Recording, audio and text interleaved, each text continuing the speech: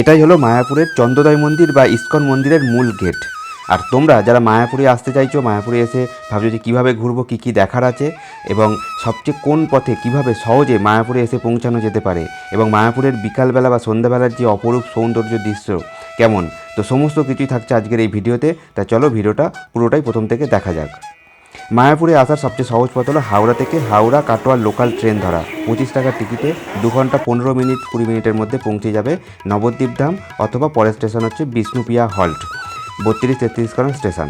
তো আমরা নেমেছিলাম বিষ্ণুপ্রিয়া হল্টে, এবং বিষ্ণুপ্রিয়া হল্ট থেকে কিন্তু মায়াপুরের যে ঘাট, সেই ঘাটটা খুব কাছে এবং নবদ্বীপ থেকে একটু দূরে। তো আমরা বিষ্ণুপ্রিয়া হল্ট থেকে নেমে টোটো ধরে নিয়েছি এবং টোটো করে আমরা পৌঁছে যাচ্ছি মায়াপুর ঘাটে।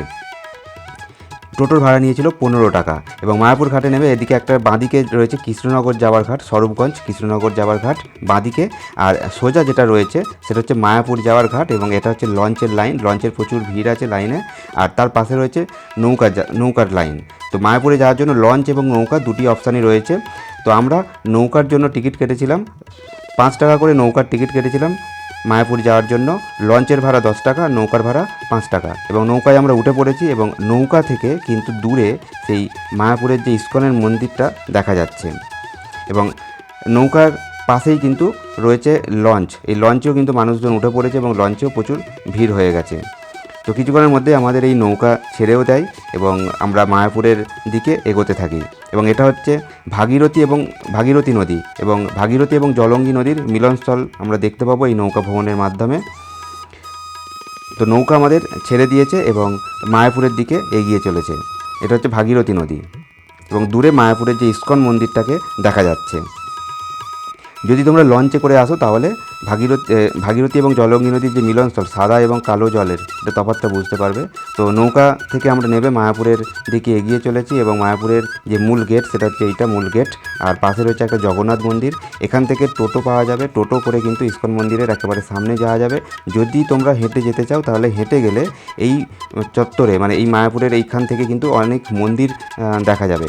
যেটা পায়ে হেঁটে যদি যাওয়া যায় অনেক মন্দির দর্শন করা যাবে। যেমন এই গেটটার পরেই একটা মন্দির রয়েছে। এই মন্দিরটা হচ্ছে এইরকম, মায়াপুরে প্রচুর মন্দির রয়েছে, অসংখ্য মন্দির রয়েছে পরপর। যদি তোমরা হেঁটে যাও তাহলে এই মন্দিরগুলো দর্শন করতে পারা যেতে পারে। এছাড়া এখানে টোটো আছে, টোটো অ্যাভেলেবেল, 10 টাকা টোটো ভাড়া, এবং সেই 10 টাকায় এখান থেকে তোমরা মায়াপুরের একেবারে সামনে মূল মন্দিরের সামনে পৌঁছে যাবে। মায়াপুরের চন্দ্রোদয় মন্দিরের মূল গেটে 10 টাকা ভাড়া। আর এটাই হচ্ছে সেই চন্দ্রোদয় মন্দিরের মূল গেট, আর এটা হলো প্রবেশ পথ। তো চলো মায়াপুরের এই চন্দ্রোদয় মন্দির বা ইস্কন মন্দিরে আমরা প্রবেশ করি। এবং এই মন্দিরে প্রবেশ করার পরেই বাঁদিকে একটা ওষুধের দোকান রয়েছে। যদি তোমাদের কোনো মেডিসিনের প্রয়োজন হয়, বাইরে ওষুধের জন্য খোঁজার দরকার নেই, কারণ ইস্কন মন্দিরের ভেতরে ঢুকেই বাঁদিকে একটা মেডিসিন শপ রয়েছে। এখান থেকে তোমরা ওষুধপত্র কিনতে পারবে। আর এই ওষুধ দোকানের পাশেই রয়েছে এটা অখণ্ড হরিনাম সংকীর্তন। এটা এই যে খড়ের চালের এই ঘর, এটা হচ্ছে অখণ্ড হরিনাম। সবসময় এখানে হরিনাম সংকীর্তন হচ্ছে, এবং শিল প্রভুপাদ কিন্তু এইখানেই প্রথম তার হরিনাম সংকীর্তন শুরু করেছিলেন। আর তার উল্টো দিকেই রয়েছে মহাপ্রসাদের কুপন পাওয়া যাবে। বিভিন্ন কাউন্টার রয়েছে, বিভিন্ন ভবনের যে মহাপ্রসাদ দেওয়া হয় সেই ভবনের মহাপ্রসাদ এখান থেকেই কুপনগুলো সংগ্রহ করতে পারবে। আর মূল মন্দির যেতে গেলে এই অখণ্ড হরিনামের পাশ দিয়ে যে রাস্তাটা রয়েছে, ওই রাস্তা দিয়ে মূল মন্দিরে যাওয়া যেতে পারে। তো আমরা যাব হচ্ছে ডান দিকের রাস্তাটা, যে সিঁড়িটা আমরা দেখেছিলাম ঢুকেই, সেই সিঁড়ি দিয়ে আমরা শিল প্রভুপাদের যে পুষ্প যে সমাধি মন্দির, সেই সমাধি মন্দিরে আমরা প্রথম যাব। তো এইটা হচ্ছে সেই শিল প্রভুপাদের পুষ্প সমাধি মন্দির, এবং সেটা হচ্ছে মায়াপুরে ঢুকেই কিন্তু ডান দিকে যে সিঁড়িটা দেখতে পাবে সেই সিঁড়ি, এবং এই রাস্তা দিয়ে যাওয়া এবং অখণ্ড হরিনামের পাশ দিয়ে যে রাস্তাটা যাচ্ছে, দুটো রাস্তা গিয়েই কিন্তু অনেকটা দূরে গিয়েই একসঙ্গে মিলছে। তো আমরা এই শিল প্রভুপাদের এই যে মূল যে পুষ্প সমাধি মন্দির, এই মন্দিরের পাশ দিয়ে আমরা মায়াপুরটাকে দেখব। তো এটা হচ্ছে সেই মূল গেট, আর একটা যে শিল প্রভুপাদের যে মন্দিরে যাওয়ার জন্য। তো এখানে জুতো এবং মোবাইল কিন্তু রেখে ঢুকতে হবে। মোবাইলের জন্য 5 টাকা, আর জুতো কিন্তু এখানে ফ্রিতে রাখা যাবে। তো জুতো মোবাইল রেখে ভেতরে ঢোকা যাবে। ভেতরে সেই জন্য কোনো ভিডিও করা যাচ্ছে না। আর এই শিল প্রভুপাদের যে পুষ্প সমাধি মন্দির, এখানে একটা মিউজিয়াম আছে, যেখানে শিল প্রভুপাদের বিভিন্ন রকমের যে কাজকর্ম, তিনি বিভিন্ন জায়গায় ঘুরে ঘুরে যে কাজকর্মগুলো করে এসেছেন, তারা সেটা নিয়ে একটা মিউজিয়াম করা হয়েছে, যেটা 15 টাকা টিকিট। দেখো এটা হচ্ছে সেই ইস্কনের যে মূল মন্দির, আর এখানে হচ্ছে শিল প্রভুপাদের যে মন্দির। দুটো মন্দির একদম দূর থেকে পাশাপাশি লাগছে। আর এটা হচ্ছে এই যে মাঠ, সামনে একটা মাঠ রয়েছে, এবং এই যে রাস্তাটা রয়েছে এই রাস্তাটা দিয়ে কিন্তু আমরা চলে যাব। এটা হচ্ছে আমরা আচ্ছা, এই রাস্তা দিয়ে যেতে গেলে একটা হচ্ছে মায়াপুরে যে ডিজিটাল থিয়েটার দেখতে পাওয়া যাবে। এখানে বিভিন্ন রকমের শো আছে, যেই মায়াপুরকে কেন্দ্র করে ডিজিটাল শো তোমরা দেখতে পারো। সেই শোয়ের জন্য 40 টাকা 50 টাকার মতো টিকিট আছে। তো আমরা, আর এটা কিন্তু সেই উল্টো দিকেই রয়েছে সেই ইস্কন মন্দিরের সেই মূল যে চূড়া, সেটা দেখা যাচ্ছে এখান থেকে। আর এই যে রাস্তাটা রয়েছে, এই রাস্তা দিয়ে আমরা এগিয়ে চলবো। এখন আমাদের গন্তব্য হচ্ছে প্রথম গোশালা। যেহেতু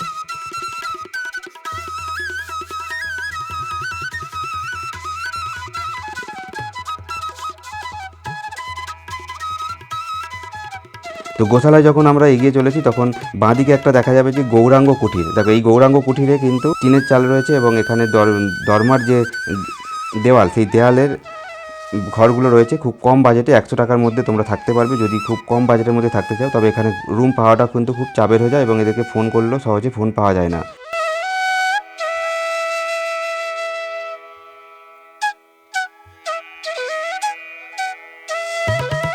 তো গৌরাঙ্গ কুটিরকে ছেড়ে আমরা যদি এগিয়ে যাই সোজা, আরও যদি এগিয়ে যাওয়া যায়, তাহলে দেখতে পাওয়া যাবে যে রয়েছে সামনে নিত্যানন্দ কুঠির। এই নিত্যানন্দ কুঠিরেও কিন্তু খুব কম বাজেটে হোটেল রুম পেতে পারো। সেটা হচ্ছে 200 টাকা বাজেট রাখে। সেই দূরে যে পিঙ্ক কালারের যে বাড়িগুলো দেখা যাচ্ছে, এগুলো খোলা, মানে চালটা হচ্ছে তোমার টিনের চাল আছে, কিন্তু দেয়ালগুলো হচ্ছে ইটের দেওয়ালের। নিত্যানন্দ কুটির ফোন নাম্বার রয়েছে, এখানেও তোমরা ফোন করে যোগাযোগ করতে পারো। আর নিত্যানন্দ কুটিরের পরে এটা হচ্ছে শ্রুতি ভবন যাওয়ার রাস্তা, আর এই রাস্তায় কিন্তু গোশালা, মানে গোশালার আগে শ্রুতি ভবন পাওয়া যাবে। তো আমরা গোশালার দিকে এগিয়ে চলেছি।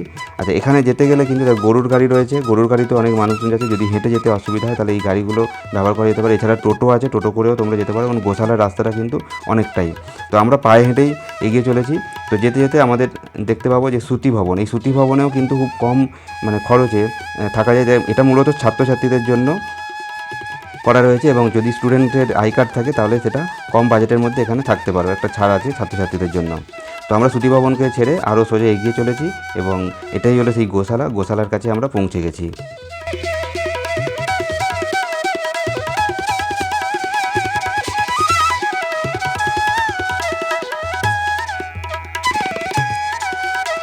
তো গোশালাতে যখন আমরা ওপরে উঠলাম, সেখানে হচ্ছে যে এখানে মায়াপুরের যে গরু, দেখো এখানে হচ্ছে বিভিন্ন রকমের যে স্বাস্থ্যবান খুব সুন্দর গরু আছে, এবং অনেক গরু এখানে দেখতে পাবে।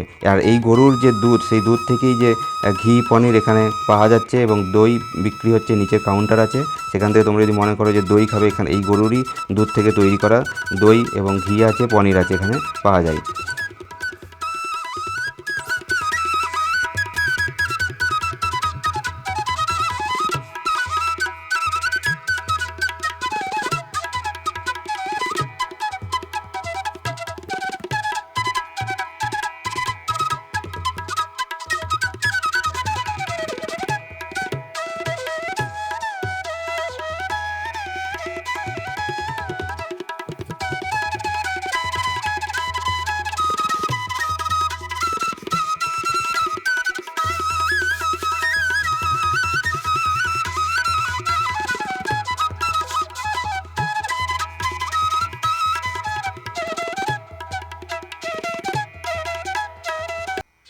এবার গোশালা থেকে বেরিয়ে আমরা চলে এসেছি সেই একই রাস্তা ধরে। এটা হচ্ছে একটা গোবিন্দ, এখানে একটা রেস্টুরেন্ট রয়েছে। তোমরা সোজা যদি চলে আসো গোশালা থেকে বেরিয়ে এই গোবিন্দর সামনে চলে আসবে।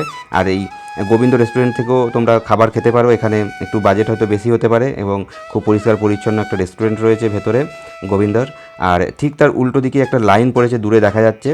এই লাইনটাই হচ্ছে মূল মন্দিরে ঢোকার লাইন। এখানে বিকাল থেকে সন্ধ্যা হয়ে চলছে, এবং সন্ধ্যার যে আরতি, সন্ধ্যা আরতি যেটা হবে, তার জন্য মন্দিরে ঢোকার জন্য প্রচুর মানুষজন লাইন দিয়ে ঢুকছে। কারণ প্রচুর ভিড় হয়ে গেলে এখানে লাইন দিয়ে মন্দিরে ঢুকতে হবে। এবং এই মন্দিরে ঢোকার জন্য কিন্তু জুতো এবং মোবাইল কিন্তু সঙ্গে নিয়ে যাওয়া যাবে না। তার জন্য মোবাইল 5 টাকা মোবাইলের কাউন্টারে জমা করতে হবে, আর জুতো সম্পূর্ণ ফ্রিতে তোমরা রাখতে পারো।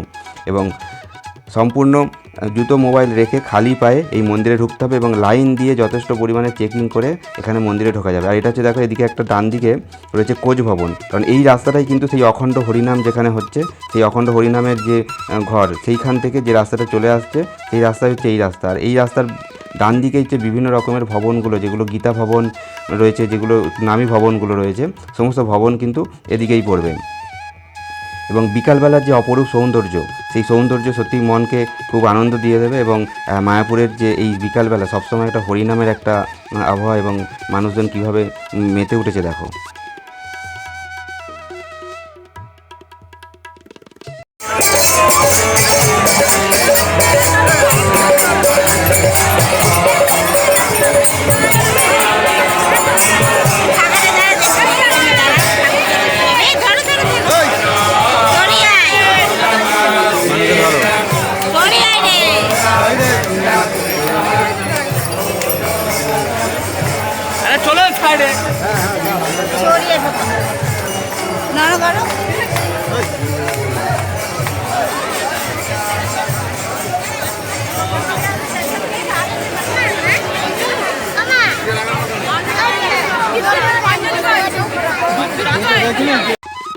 আর এটাই হচ্ছে সেই চেকিং পয়েন্ট, যেখানে যে প্রচুর যে লাইন পড়েছিল মন্দিরে ঢোকার জন্য, সন্ধ্যাবেলা সন্ধ্যা আরতি দেখার জন্য যে লাইন, সেই লাইন দিয়ে এখানে চেকিং করে সেই দূরের যে মন্দিরটা আছে ওই মন্দিরটায় ঢোকা যাবে। আর এই মন্দিরের পেছনেও কিন্তু আর একটা গেট আছে, যে গেট দিয়েও কিন্তু এই মন্দিরে ঢোকা যাবে, সেখানেও কিন্তু জুতো এবং মোবাইল রাখার ব্যবস্থা রয়েছে।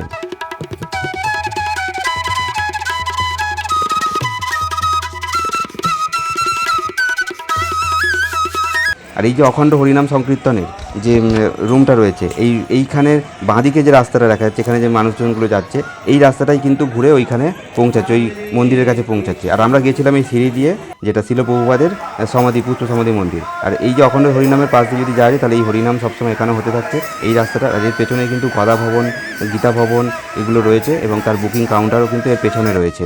আর এই যে পয়েন্টটা, এই পয়েন্টটা থেকে তোমরা দেখতে পাবে যে মায়াপুরের যে বিভিন্ন দিকে কোন দিকে কী আছে তার ইনস্ট্রাকশন এখানে দেওয়া রয়েছে। আর এর সাথে সাথে আজকে শেষ করলাম মায়াপুরের ভার্চুয়াল ভ্রমণ। ভিডিওটা কেমন লাগলো অবশ্যই কমেন্ট করে জানাবেন। আর যারা তোমরা ভিডিওটা প্রথম থেকে শেষ পর্যন্ত দেখলে, তাদের জন্য সবাইকে বলি যে হাত তুলে একবার বলো হরে কৃষ্ণ।